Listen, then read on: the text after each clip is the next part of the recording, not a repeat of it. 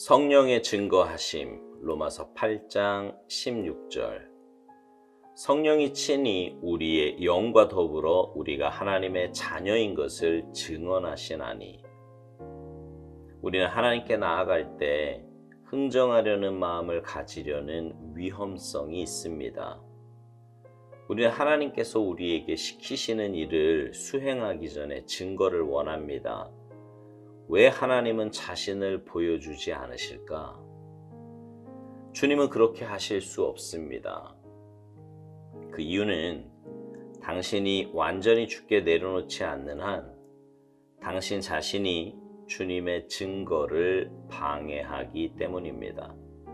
그러나 당신이 다 내려놓으면 하나님은 자기를 증거하십니다.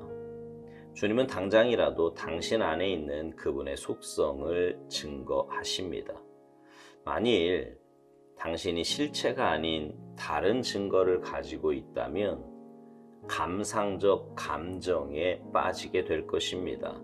그러나 당신이 구속의 근거에 당신을 내려놓고 주제넘게 따지지 않는 즉시 하나님께서는 증거를 주십니다. 당신이 논리와 주장을 내려놓자마자 하나님께서는 주께서 이루신 일들을 증거하십니다. 그때 우리는 주님을 기다리시게 했던 우리 자신의 무례함에 놀라게 됩니다. 하나님께서 당신을 죄로부터 구원하실 수 있는지 알고 싶으면 주께서 구원하시도록 맡기든지 아니면 주께서는 나를 구원할 수 없다고 말하십시오. 이 사람 저 사람의 말을 인용하지 말고 마태복음 11장 28절을 시도해 보십시오. 내게로 오라. 수고하고 무거운 짐을 지고 있다면 주께로 오십시오. 만일 당신이 약하다는 사실을 안다면 기도하십시오. 성령은 주님의 구속을 증거하십니다. 성령은 다른 그 어떤 것도 증거하지 않으십니다. 그는 우리의 논리를 증거해 줄 수 없습니다. 그런데도 자연스러운 상식적 결정을 내린 후에 성령의 증거라고 오해하는 경향이 있습니다. 그러나 성령은 자신의 속성 및 구속의 사역을 증거하실 뿐 절대로 우리의 이성을 증거해 주지 않으십니다. 만일 성령으로 우리의 이성을 증거하게 하려고 시도할 경우 당연히 어둠과 혼돈 가운데 빠지게 됩니다. 이러한 모든 어리석음을 내버리고 주님을 신뢰하십시오. 주께서 성령의 증거를 주실 것입니다.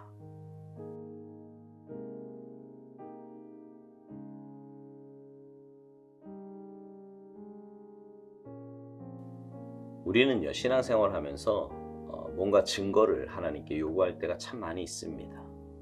하나님께서 뭔가를 보여주시면 순종하겠다는 거예요. 내가 어떤 일을 하기 전에 하나님께서 먼저 그 결과를 좀 보증해 주시면, 확증해 주시면 좋겠다는 거지요. 거기다가 그렇게 하는 것의 당위성에 대해서도 자기 나름대로의 이유가 다 있습니다. 자기 논리와 주장이 나름 서 있는 거고요. 그래서 더 순종의 길로 나아가지 못하는 것입니다. 그러나 성경의 원리는 그렇지 않습니다. 하나님 말씀에 먼저 순종해야 그 결과를 볼 수 있습니다. 예를 들어서 엘리야가 사렙과 과부를 만났을 때 먼저 가서 남은 가루와 기름으로 자신을 위해 떡을 만들라고 말합니다.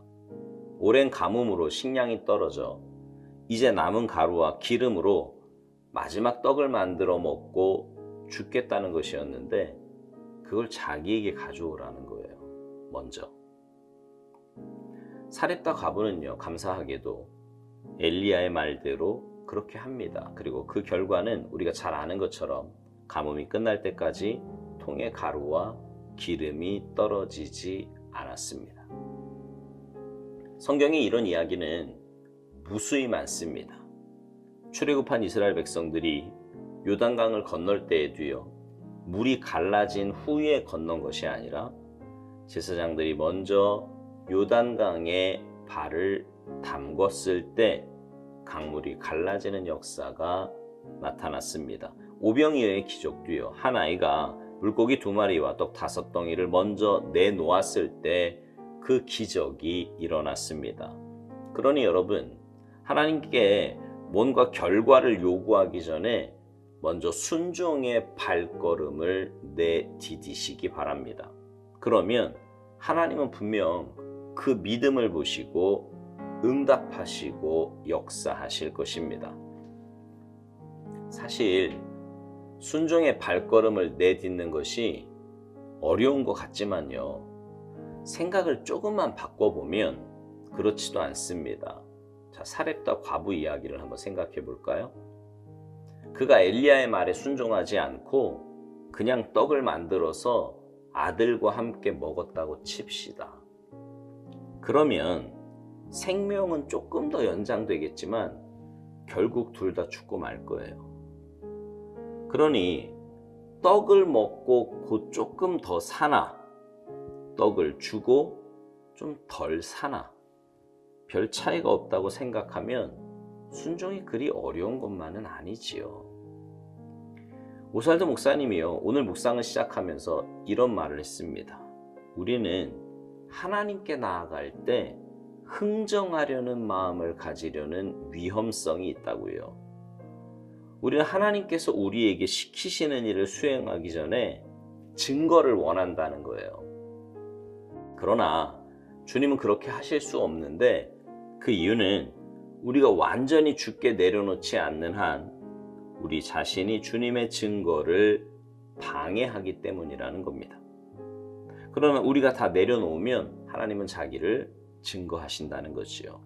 특별히 오스왈드 목사님은 구속에 대해서 설명하며 이 부분을 이야기합니다.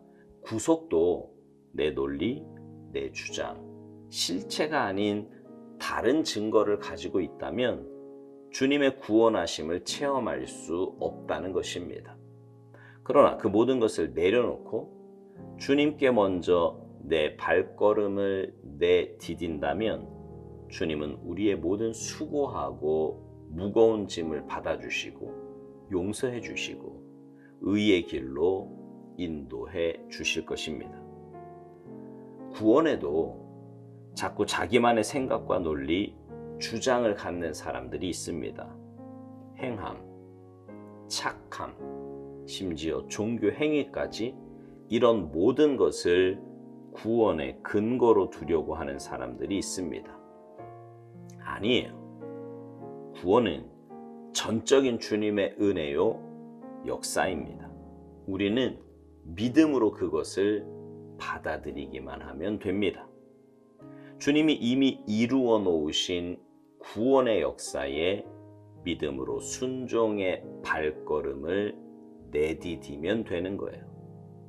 그러면 이 땅에서부터 구원받은 자로서의 삶을 살아갈 수 있습니다. 그 은혜를 누리며 살 수 있는 것입니다. 우리 안에는 성령님이 내주에 계십니다. 그리고 그 성령님은 주님의 구속을 증거하신다고 오스왈드 목사님은 말합니다. 성령님은 다른 그 어떤 것도 증거하지 않으신다고요. 그렇습니다. 성령님의 가장 중요한 사역은 주님의 구속을 증거하시는 것입니다. 우리는 그 성령님의 증거하심을 믿고 주님만 신뢰하면 됩니다.